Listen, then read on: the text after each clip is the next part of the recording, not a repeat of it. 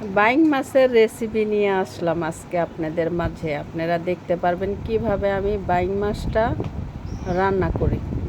ঠিক আছে, এই যে আমার বাইং মাছ, এই যে আমি বাজার থেকে আজকে সুন্দর সুন্দর অল্প কিছু বাইং মাছ নিয়ে আসলাম। আজকে বাইং মাছটা রান্না করে আমি দেখাবো কিভাবে বাইং মাছ রান্না করা লাগে এবং বাইং মাছটা কিভাবে পরিষ্কার করে কুটতে হয়। বুঝতে পারছেন? এই যে আমি বাইং মাছটা খুব সুন্দর বাইং মাছটা আনছি বাজার থেকে।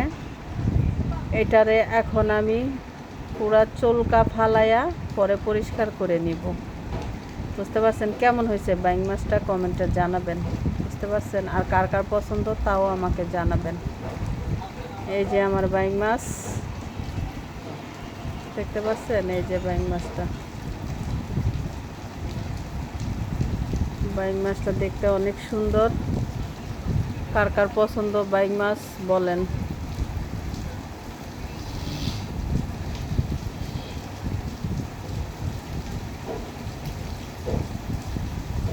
এই যে বাইং মাছ, সুন্দর করে বাইং মাছটা বোনা করতে পারলে খেতে অসাধারণ লাগে, সেই স্বাদ। বুঝতে পারছেন? অনেক স্বাদ লাগে বাইং মাছ খেতে। এই যে বাইং মাছের রেসিপি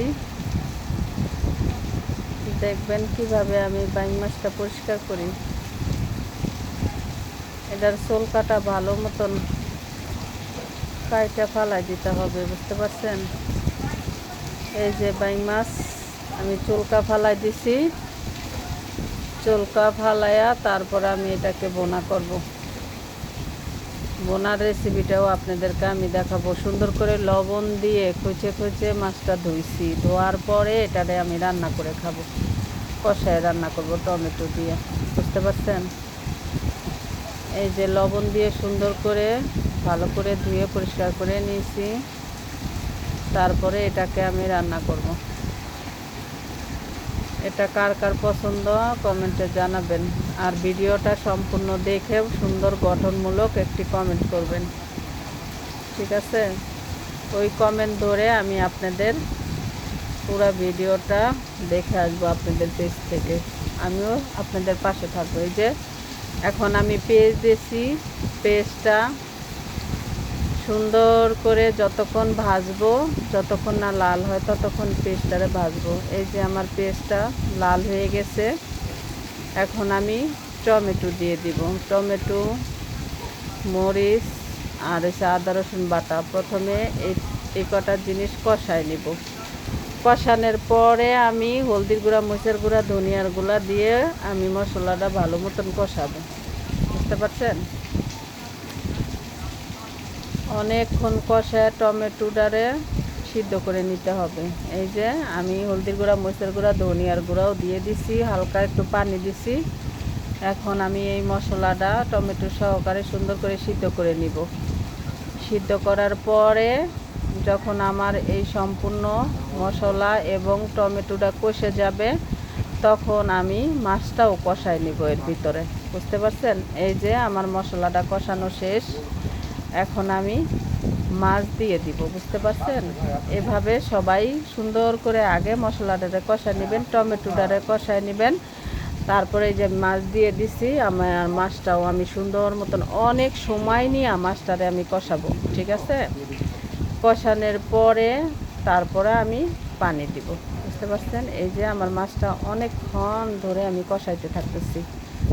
এই মাছটা যত কষাবেন তত স্বাদ। বুঝতে পারছেন? আর আমার মতন আপনারাও রান্না করে খাবেন, খেয়ে দেখবেন সেই স্বাদ। বুঝতে পারছেন? কারা কারা পছন্দ করেন কমেন্টে জানাবেন। এই যে অলরেডি আমার মাছটা ভালো মতন কষানো শেষ হয়ে গেছে। এখন আমি পানি দিয়ে দিব। এই যে আমি পানি দিতেছি, দেখতে পাচ্ছেন? এখন আমি পানি দিয়ে এটারে ঢেকে রাখবো। রাখার পরে লাস্টে আমি ধনিয়া পাতা দিব, জিরার গুঁড়া দিব। ঠিক আছে? এই যে আমি এখন মাছটারে ঢেকে দিব।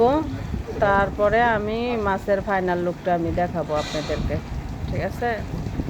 এই যে অলরেডি আমার পানি মাছের কমে গেছে।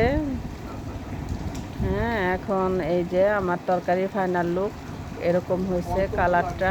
চুলার পরে তো এই জন্য ক্যামেরার ভিতরে হালকা গরম লাগতেছে, এই জন্য অবস্থা। এই যে আমার ফাইনাল লুক দেখতে পাচ্ছেন মাছের। কেমন হয়েছে? সুন্দর হয়েছে না রান্নাটা? আপনারা কমেন্টে জানাবেন, আমার পাশে থাকবেন, লাইক করবেন, কমেন্ট করবেন, শেয়ার করবেন, ঠিক আছে? এরকম সুন্দর সুন্দর ভিডিও পাওয়ার জন্য। এই যে আমার মাছের ফাইনাল লুক দেখতে পাচ্ছেন? অসাধারণ হয়েছে মাছটা।